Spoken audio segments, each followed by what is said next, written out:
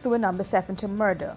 2 allegedly confessed. Blame game continues over Skeldon Sugar Factory wars, and woman remanded in former Home Affairs Minister home break-in. News in Depth begins now. With tonight's edition of News in Depth, I'm Ifa Wharton. First up, the wife of a murdered quarantine man is happy that the police are finally instituting murder charges against those responsible. 2 upper quarantine Berbice men on Thursday admitted their involvement in the murder of 27-year-old Fayez Narindat of the 70 village and implicated an overseas-based Guyanese businessman as the mastermind. This was confirmed by Crime Chief Wendell Blanham. He explained that Narindat, the father of 2, was beaten unconscious by the men, then placed in the trunk of a car and taken to the public road where he was run over by the car to stage the crime as a road accident and not a murder. Narindat met his demise after rejecting the alleged mastermind's sexual advances. The businessman attempted to fondle Narindat, who was intoxicated, but rejected him. The seemingly embarrassed and angry businessman allegedly instructed 2 villagers to beat him and kill him, and he is going to ensure that everything is okay.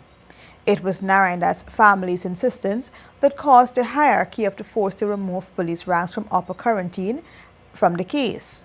City investigators took over and acted swiftly and are in the process of solving the crime. I see my husband picture. I see my husband and meeting no accident. The way how they get it closed, the way how we situate.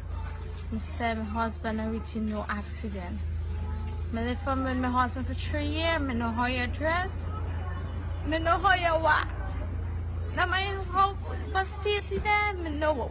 Since me Fayez was my only child. I don't have another child. He was my baby, one and only baby, and they take him away from me.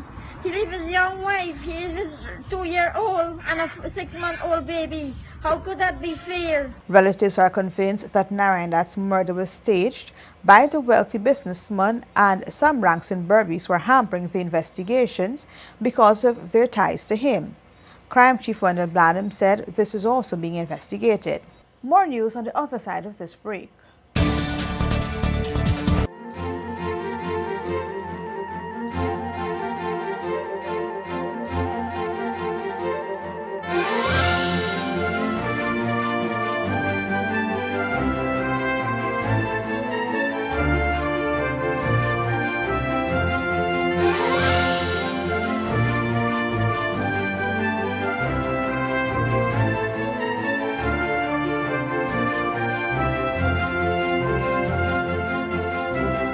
Make your wishes come true this Christmas at Lucky Dollar. You can't go wrong.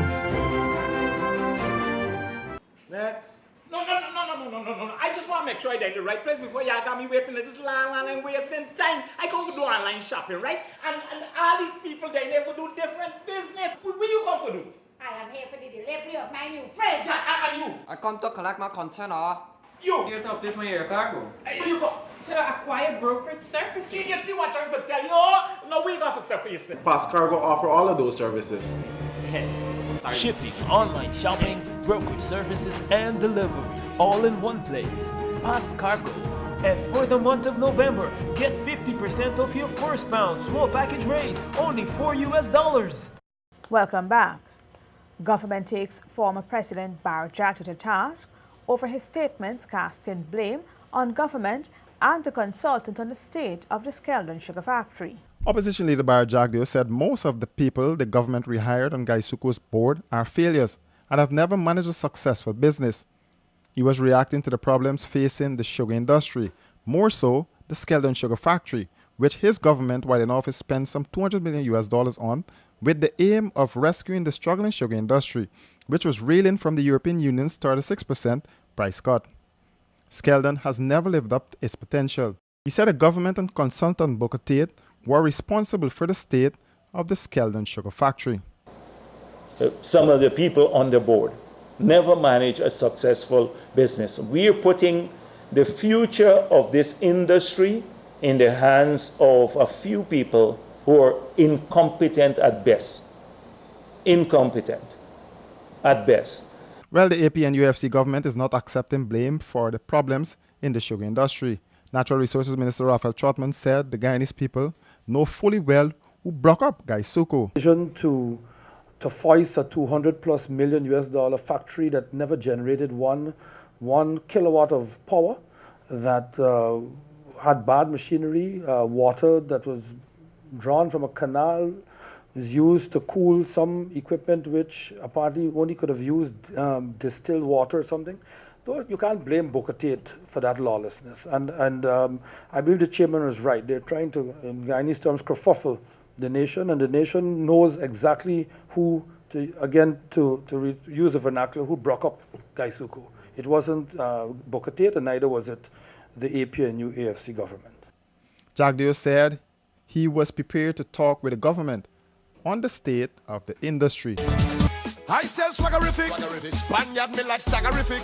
I Spaniard. When it's give me a hand on the whole place. Turn up, turn up, turn up, turn up, stack up. Turn up, turn up, turn up, stack up. Turn up, turn up, turn up, turn up. Stagging on me hands now. Hand up, hand up, stack up. Hand up, hand up, hand up, stack up. Tell them no. I don't business if you're not on time. You must always have stag in the line. Well, everybody have a stag in the hand. Where's mine? Staggerman's beer. Add beauty and style to your home for the holidays with windows from Beason Windows and Doors. Whether you're renovating or building that new home, nothing compares to the class and beauty of Beason Windows. Engineered by professionals and built to last longer than the competition. Beason Windows will match any style, shape, and budget. And if we don't have what you want, we can custom make it for you. So visit our showroom today at 1228 New Echoes Industrial Site or BPAT's building on Regent Street. Call 622-419 or 226-1292. Happy holidays. A woman has been remanded for the robbery committed on the home of former Home Affairs Minister Clement Rohi.